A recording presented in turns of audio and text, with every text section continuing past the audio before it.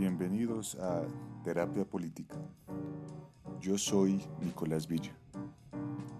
Nuestro tercer episodio se titula Personalidad Nacional, Colombia.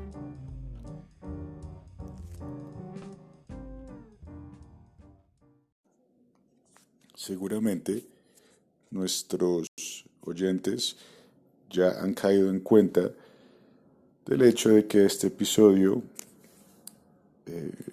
se va a transmitir en una plataforma distinta a Spreaker. Ahora utilizamos Anchor para llevar a cabo este programa debido a que ofrece mayor funcionalidad y no restringe el tiempo del podcast, lo cual realmente era algo incómodo que se había presentado en episodios anteriores. Así que esperamos que estos episodios tengan una mayor capacidad de explicación y de diálogo y que inclusive sean más amenas. Después de ese anuncio ya podemos entrar en materia. Y básicamente el episodio actual busca brindar mayores luces frente a las diferencias culturales entre naciones, más específicamente a las diferencias culturales en los políticos de las naciones.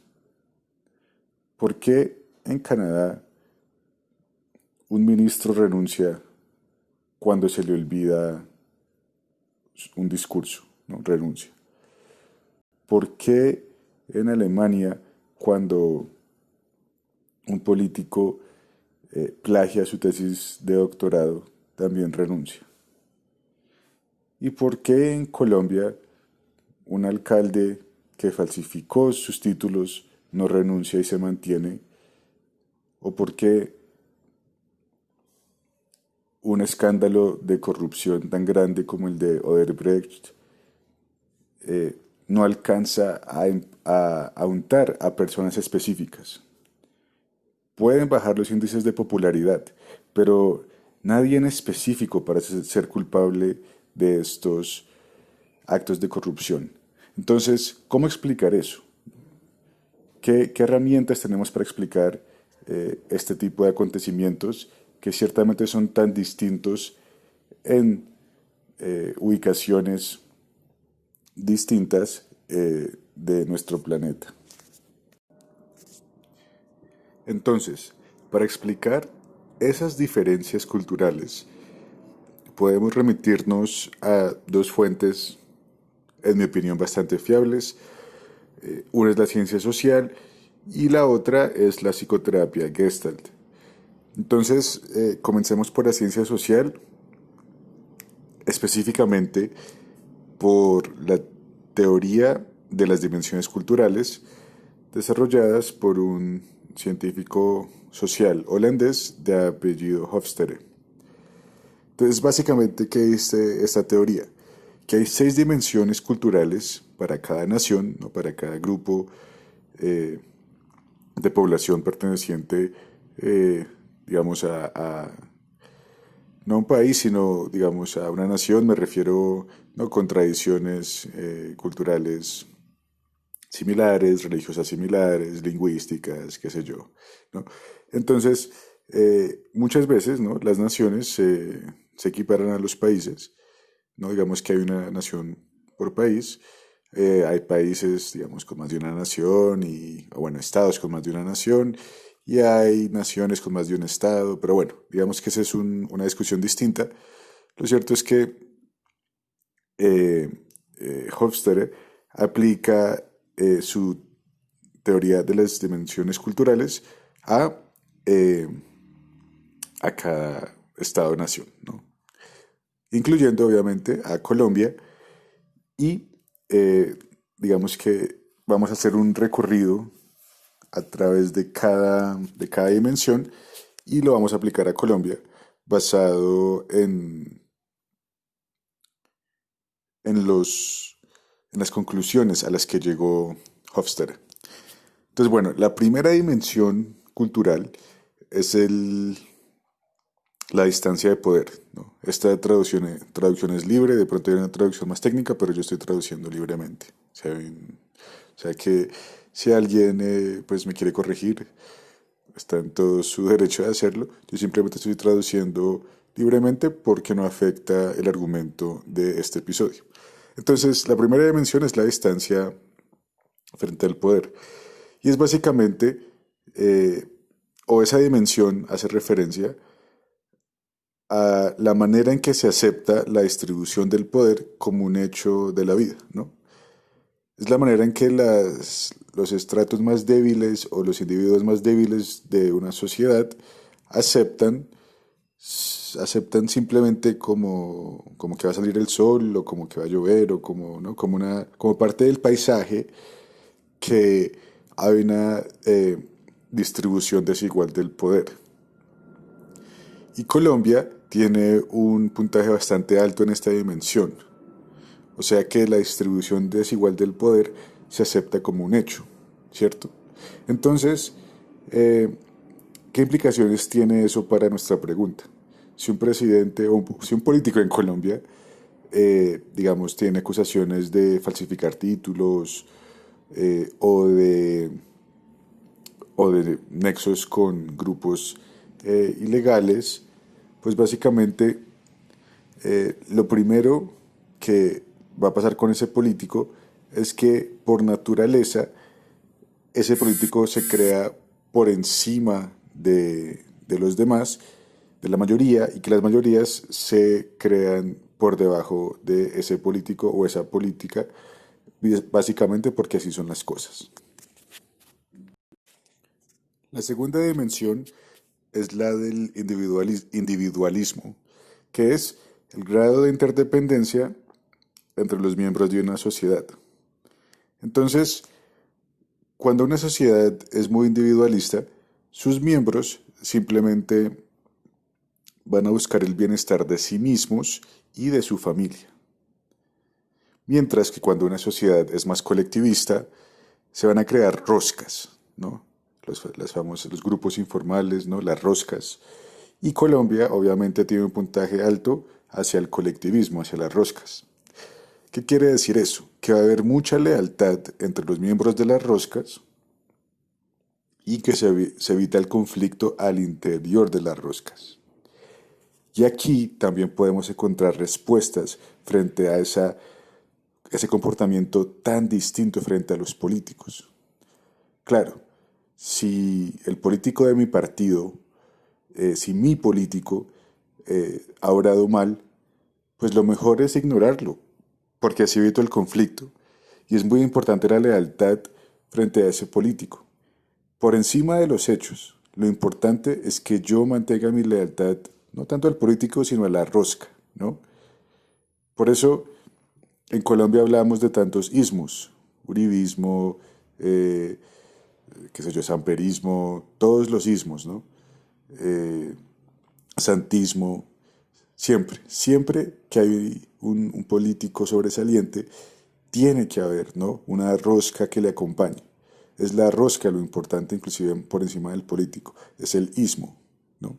Siempre que nos dicen que Colombia es un país de caudillos, puede ser, pero sobre todo es un país de roscas. La tercera dimensión es la dimensión de la masculinidad.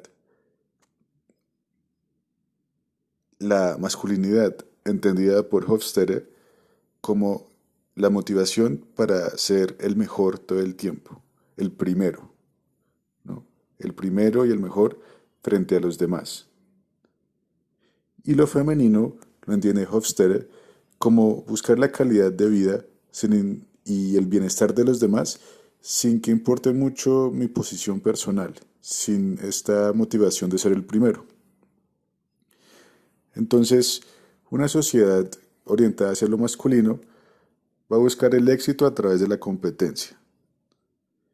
Y una sociedad orientada hacia lo femenino va a buscar calidad de vida y simplemente que todos los miembros del grupo tengan acceso a calidad de vida. Colombia recibe un puntaje bastante alto en la dimensión de la masculinidad. Sin embargo, si uno integra esa dimensión con las que ya hemos analizado, rápidamente cualquiera se da cuenta que la competencia y la búsqueda del éxito en Colombia se va a dirigir frente a las personas por fuera de la rosca, ¿cierto?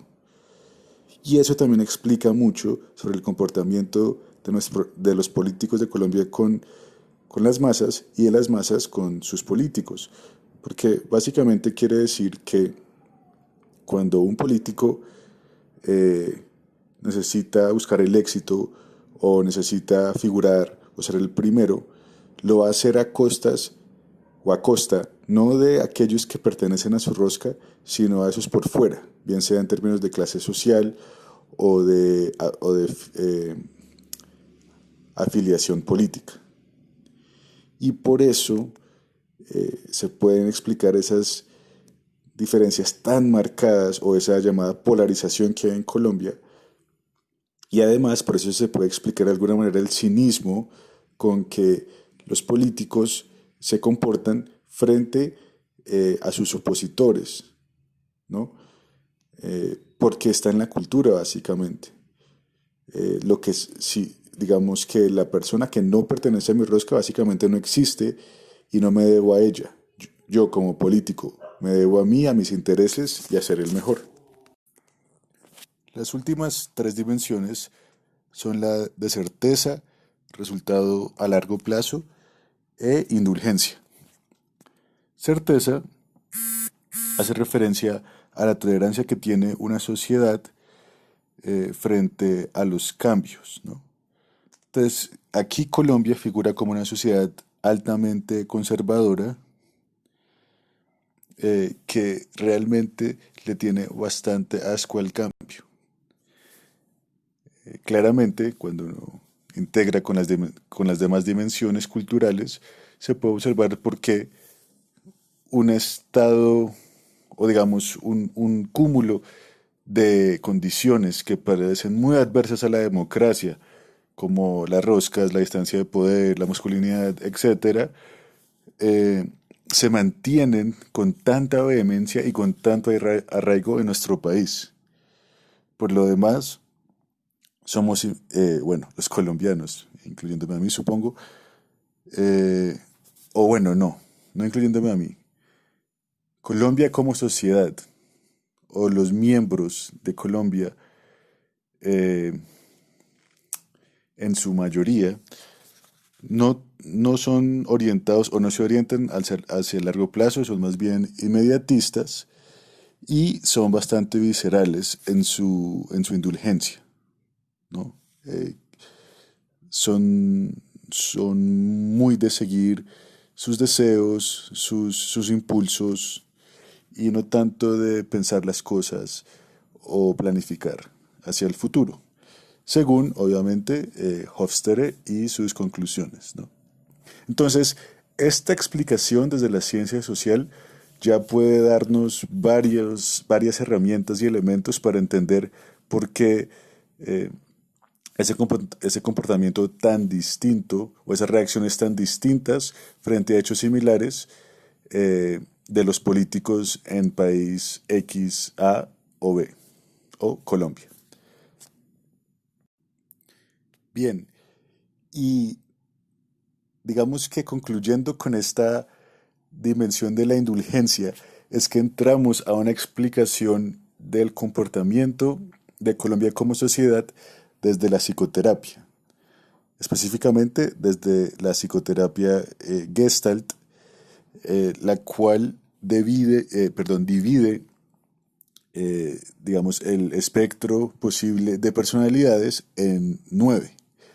Y según, digamos, eh, no teóricos, pero grandes exponentes de la terapia Gestalt como Jorge Llano, Colombia sería un eneatipo 8 entendido como la lujuria. En otras palabras, Colombia sería un país lujuria, ¿Qué quiere decir eso? Lujuria no hace referencia tanto a lo sexual, si bien también incluye lo sexual, sino a la intensidad, ¿no? A los estímulos excesivos, bien sea en actividad, en ansiedad, en la comida, en la velocidad, en la música, etcétera. Entonces, un individuo lujurioso nace debido a un trauma muy fuerte en su infancia.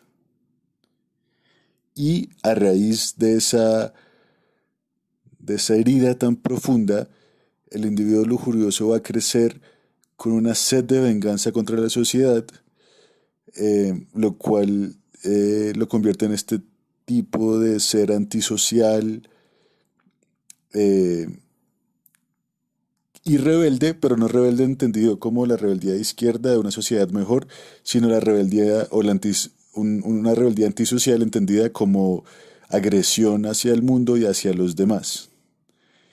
Y aquí, obviamente, Colombia y su cultura tienen exponentes pues bastante icónicos. En estos días un hijo de puta me tiró el carro y me dijo, usted no sabe quién soy yo. Y entonces yo le dije, es mejor que usted no sepa quién soy yo. Yo vengo de la vida dura, yo de eso sé lo que vale. Lo que usted nunca puede ser un es asesino, yo siempre seré un asesino. De igual manera, el carácter lujurioso también coincide con eh, la poca orientación hacia el largo plazo en el sentido de que para el carácter lujurioso el futuro no existe y el pasado no importa.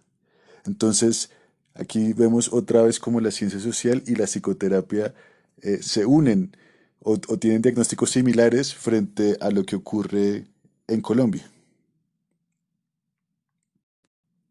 De igual manera, lo que la ciencia social llama orientación masculina también está presente en el carácter lujuria. Hay una búsqueda de poder incesante, cueste lo que cueste. Lo importante es siempre estar arriba y de alguna manera ser el jefe de la manada. Yo me sabía defender y dentro de la cárcel yo era un rey. Me rodeé de buena gente, tenía dinero y peleaba. El carácter lujuria tiene muy poca o quizá nula capacidad empática. No siente sus emociones. Entonces, la manera en que se relaciona con el mundo es a través de la dominación, de la fuerza, de estar por encima de los demás y de ser posesivo de los demás. Digamos que cualquier cuestionamiento hacia el carácter lujurioso es sentido como una amenaza al poder y es algo que debe ser aniquilado. Algo que otra vez de alguna manera resuena con la distancia de poder que se da como un hecho de la vida, como parte del paisaje, según la ciencia social, ¿no? Entonces, el carácter lujuria siente que las demás personas le pertenecen y es incapaz de entrar en contacto con sus emociones. ¿Lloraste? No, porque yo no sé llorar. Entonces, después de establecer tantas coincidencias entre la ciencia social y la psicoterapia para describir la personalidad, si se puede llamar, de Colombia, podemos ver que el reto democrático, que el reto moderno en Colombia aún está bastante lejano y que priman mucho más elementos culturales y elementos de personalidad, de carácter en nuestra sociedad que aquello que está plasmado en nuestros documentos públicos, constitución y demás. Ahora, esto no es nada nuevo, pero sí me parece y sí considero que aporta unas herramientas analíticas bastante útiles que no se habían visto antes, ¿no? Eh, o quizá no en esta profundidad, para eh, de alguna manera proceder desde esta realidad que estoy analizando en este episodio. Me parece supremamente interesante observar este tema desde este punto de vista. Este tema es el por qué Colombia tiene esta cultura política y este devenir político, y no remitirnos a respuestas y soluciones ya trilladas e insuficientes, tales como, oh, nuestro origen español, o el origen español de los colombianos, o nuestra malicia indígena, ¿no? O, o, o estas soluciones un poco genéticas, pseudohistóricas, que realmente no cumplen ninguna función alentadora ni un diagnóstico adecuado, ¿no? Nuestra realidad va más por esta explicación, y me parece que la pregunta correcta es precisamente esa que planteé al comienzo, el por qué las eh, reacciones tan distintas frente a hechos similares, y como el que un político mienta frente a sus credenciales académicas. Así que me parece bastante útil este tipo de análisis, sobre todo para entender a nuestro país, o bueno, a el país de los colombianos. No siendo más, espero que hayan disfrutado este episodio, espero que hayan disfrutado este nuevo formato, y espero que los argumentos expuestos en este episodio sean útiles para entenderse, bueno, para entender a Colombia, para entender el devenir político de distintos países, y para entenderse inclusive a ustedes mismos en su actuar. Muchas gracias y nos escuchamos en un episodio futuro. Hasta luego.